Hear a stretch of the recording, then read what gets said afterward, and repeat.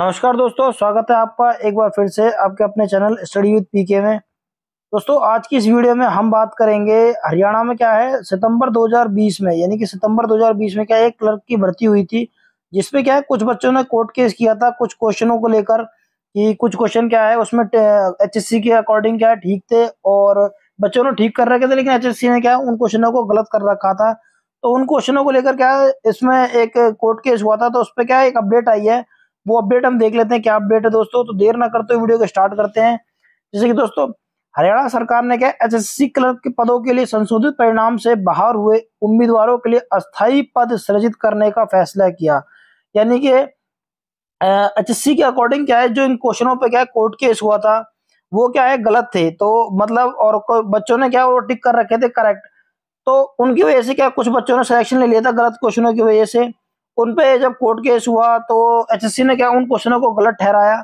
उसकी वजह से जो बच्चे जिन बच्चों ने क्या उन क्वेश्चनों की वजह से सिलेक्शन लिया था, तो वो बच्चे क्या है को भर्ती से क्या बाहर होने वाले थे, बाहर हुए थे। तो उन पर क्या है कोर्ट स्टे चल रहा था।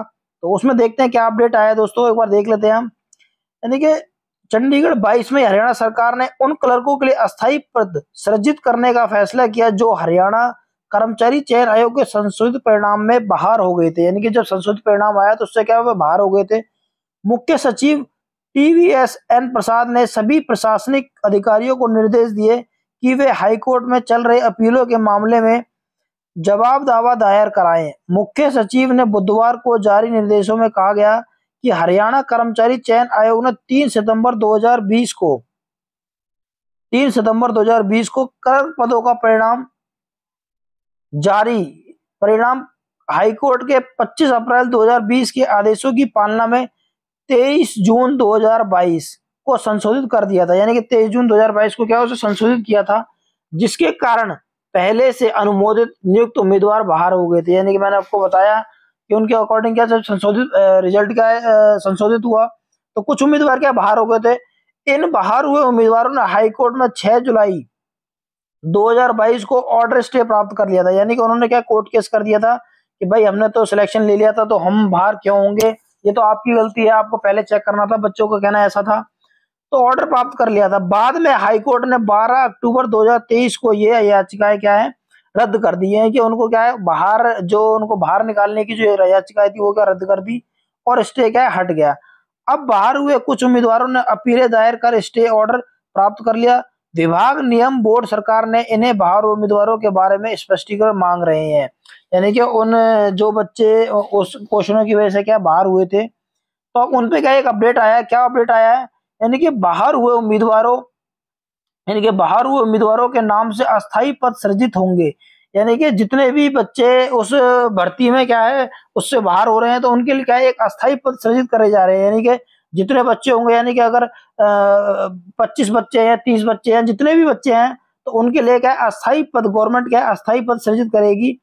और जब तक क्या है उनको क्या है वह अपना काम करते रहेंगे और उनको क्या सैलरी मिलती रहेगी। यानी कि मुख्य सचिव ने निर्देशों में कहा सरकार ने पहले ही 1 सितंबर 2023 को फैसला कर रखा है कि यथा स्थिति अंतरिम राहत आदेश प्राप्त उम्मीदवारों के लिए अस्थायी पद सृजित किए जाएं। यानी कि उन जो उम्मीदवारों के लिए क्या है अस्थायी पद सृजित किए जाएं।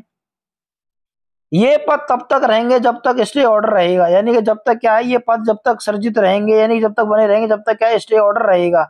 ये पद केवल वेतन के उद्देश्य के लिए सृजित होंगे। यानी कि उनको क्या है जो बच्चे थे उनको क्या है जो अभ्यर्थी थे उनको क्या है वेतन मिलता रहे। यानी कि जब तक वे काम कर रहे हैं उनको क्या है स्टे है, जब तक उनको वेतन मिलता रहे।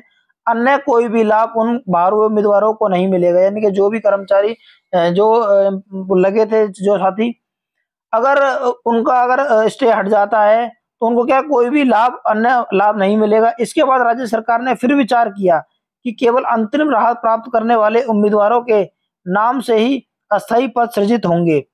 सभी प्रशासनिक सचिव हाईकोर्ट में दायर अपीलों के मामले पर जवाबदेही दायर करेंगे।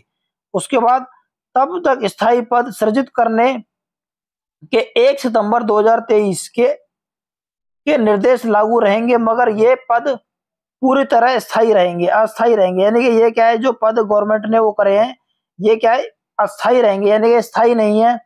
तो कहने का मतलब क्या है, गवर्नमेंट क्या है उनको सैलरी देने के लिए उन पदों को क्या है अस्थाई पद उनके लिए कर रही है, यानी कि वो बच्चे क्या है बाहर नहीं कहेंगे जब तक क्या है कोर्ट का क्या है सही स्टे ऑर्डर नहीं हट जाता। तो दोस्तों यही अपडेट थी इस न्यूज़ को लेकर। ऐसी और अपडेट के लिए मेरे चैनल को सब्सक्राइब कर लेना।